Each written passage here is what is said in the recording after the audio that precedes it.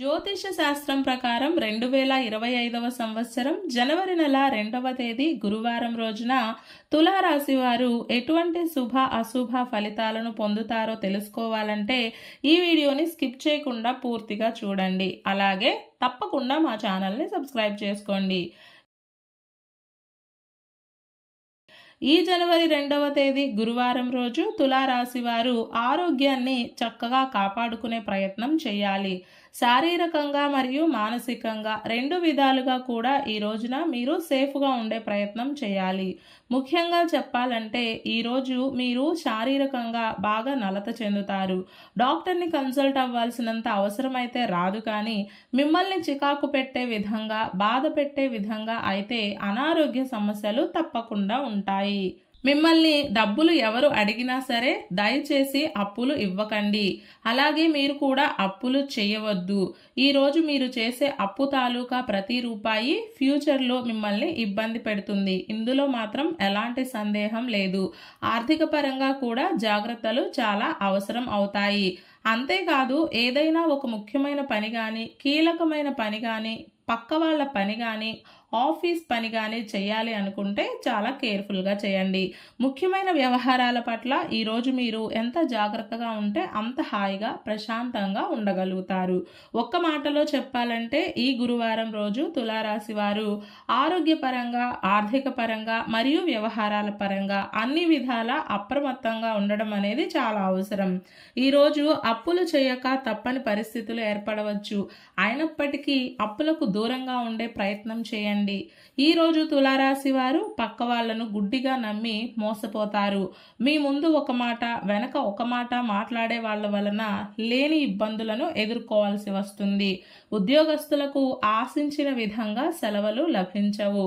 పని వేళలు పెరుగుతాయి. వ్యాపారస్తులు తీసుకునే నిర్ణయాలు అంతగా కలిసిరావు. భార్యాభర్తల మధ్యన కూడా చిన్నపాటి గొడవలు జరగవచ్చు. మొత్తం మీద తులారాశి వారు ఈ గురువారం రోజున చాలా జాగ్రత్తగా ఉండాలని తెలుస్తుంది. ఈ గురువారం రోజు తులారాశి వారు బూడిద రంగు దుస్తులను ధరించకండి. దుర్గా అపదుద్ధారక స్తోత్రాన్ని పారాయణం చేయండి.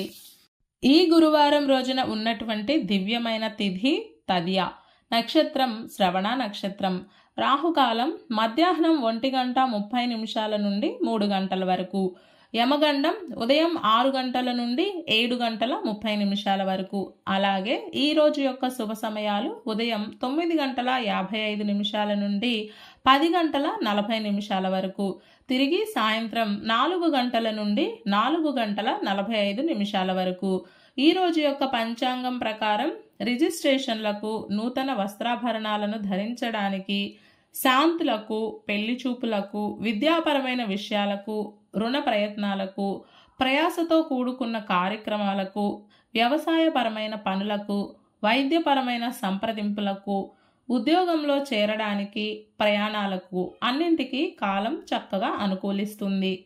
ఈ రోజంతా శుభప్రదంగా సాగడానికి, అన్ని పనులు సక్రమంగా పూర్తి కావడానికి, అలాగే విజయం పొందడానికి ఉదయం వేళ శ్రీ మహాలక్ష్మి అమ్మవారిని పసుపుతోటి అర్చించండి.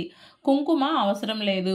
కేవలం పసుపుతోటి అర్చించి లక్ష్మీ అష్టోత్తర నామాలను పఠించి దీపారాధన చేయాలి. తరువాత అదే పసుపును పచ్చి పాలతో తడిపి నుదుటన తిలకంగా పెట్టుకోవాలి. ఇలా చేసి దినచర్యను ప్రారంభం చేస్తే అంతా శుభమే కలుగుతుంది. ఈ గురువారం రోజు శ్రవణ నక్షత్రం వచ్చిన సందర్భంగా కలియుగ దైవం అయినటువంటి శ్రీ తిరుమల వెంకటేశ్వర స్వామి వారికి తులసీమాలను సమర్పించి శ్రీ వెంకటేశ్వర కరావలంబ స్తోత్రాన్ని పారాయణం చేయాలి. ఇలా చేస్తే కలియుగ దైవం అయినటువంటి ఏడుకొండల స్వామివారి అనుగ్రహం మనకు కలుగుతుంది. ఈ గురువారం రోజు మనమంతా ఓం శ్రీరామచంద్రాయ నమః అనే మంత్రాన్ని పదే పదే జపిస్తూ ఉండాలి. ఈ గురువారం రోజు సాయంత్రం నరసింహస్వామి వారి ముందు 2 నెయ్యి దీపాలను వెలిగించి నరసింహస్వామి వారి అష్టకం పారాయణం చేస్తే శత్రు జయం కలుగుతుంది. భయాలన్నీ దూరమవుతాయి.